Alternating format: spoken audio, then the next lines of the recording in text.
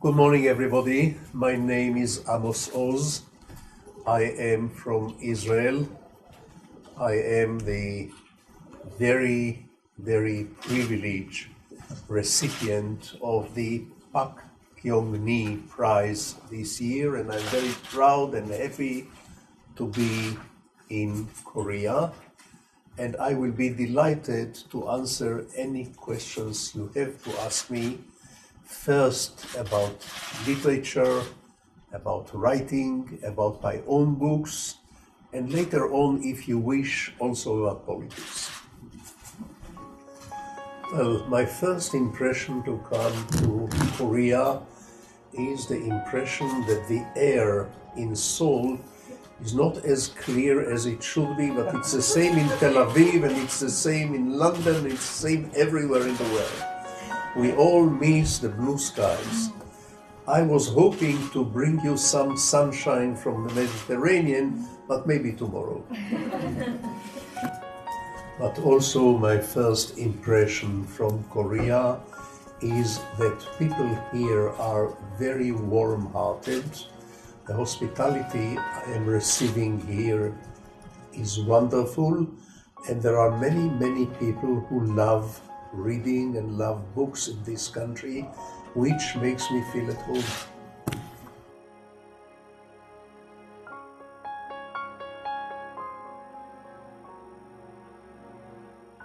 Now, why do I write only in Hebrew? Hebrew is my musical instrument. I love it. It's a wonderful musical instrument. And I may not be a great chauvinist for my country.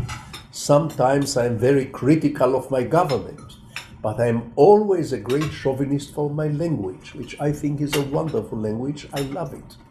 So even if I could write in other languages, I would still prefer to write in the language in which I dream and laugh and cry.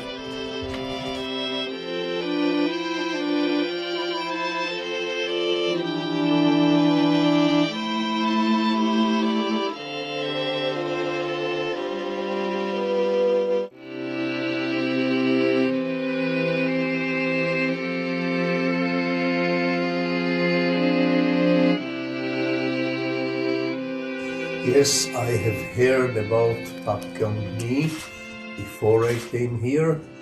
I know about her great saga, the 20-volume saga, which reflects Korean life under the occupation, the struggle for independence, the civil war, the struggle for modernity. And I found this book very, very close to my heart, because in my own autobiographical novel, A Tale of Love and Darkness, in this novel I tried to do something similar, to combine the history of my people, the birth of my country and my nation, through the perspective of one family, the history of one family. So much like Pak Kyongni, I tried in A Tale of Love and Darkness to combine historical saga with a piece of chamber music. I didn't write it in 20 volumes, I wrote it in 600 pages, but I think the concept is a little bit similar.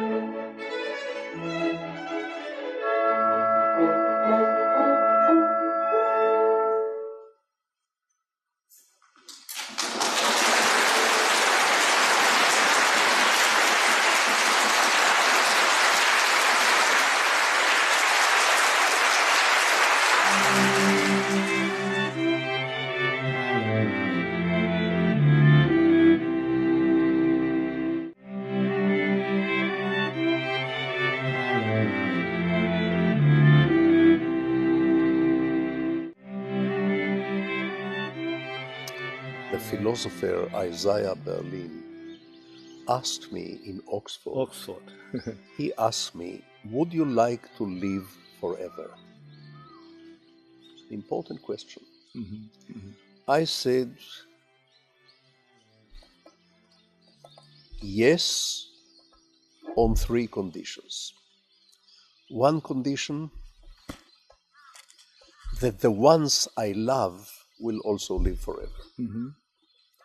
Second condition, that my mind still functions. And third condition, that my body still gives me joy. On these conditions, I would love to live forever.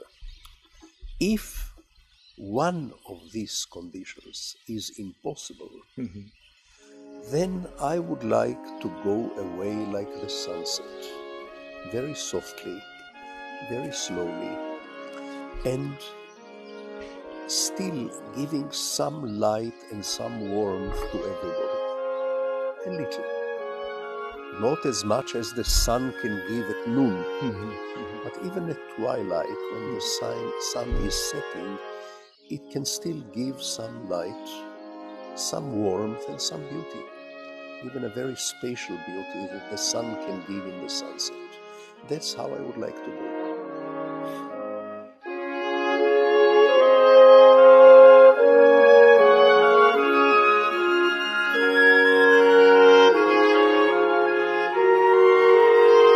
Every single reader, Korean or Colombian or Canadian, every single reader is a miracle. And every single act of reading a novel is almost as intimate as lovemaking.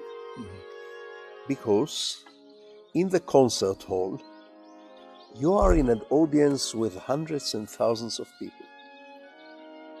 In the cinema, hundreds of people. In the art gallery, many other people walking around.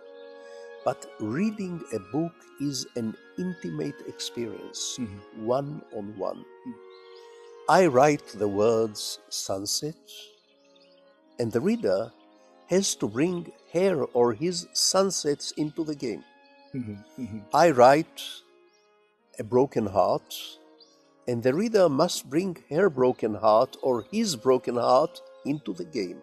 That's right. So it's a very intimate dance. It's a very intimate act. That's why, for me, every reader is a miracle. I don't know all my readers in Korea. I cannot know all my readers. But to me, everyone is a miracle. And I am not a politician. I'm not counting heads. If I were in the business of counting how many heads, I would run for office.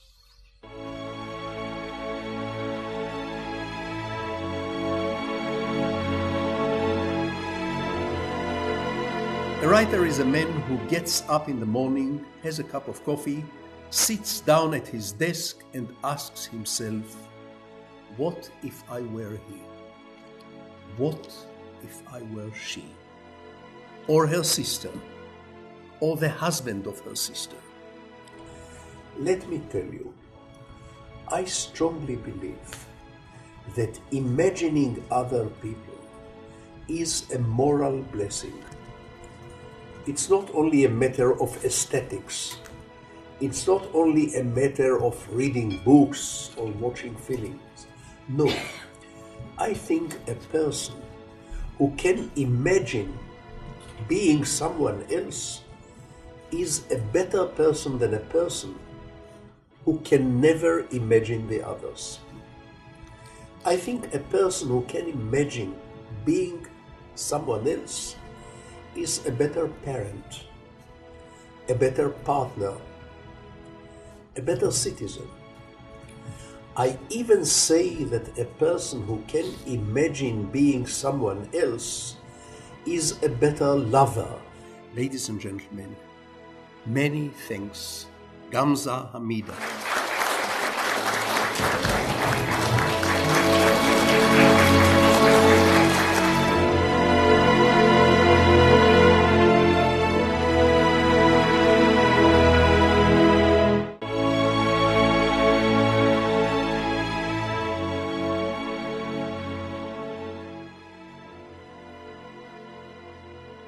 Literature is my life. If I were a musician, maybe Yonsei University would have invited me to talk about music or even to give you a concerto. And this might have been even better than a verbal lecture. But words are my medium. I love language. I love words. I love literature.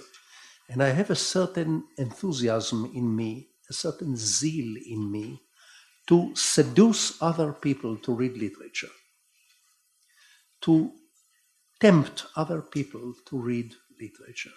This is the reason why in my presentation today I focused primarily on literature.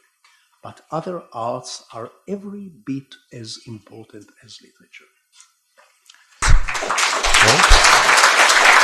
감사합니다, 여러분. 네.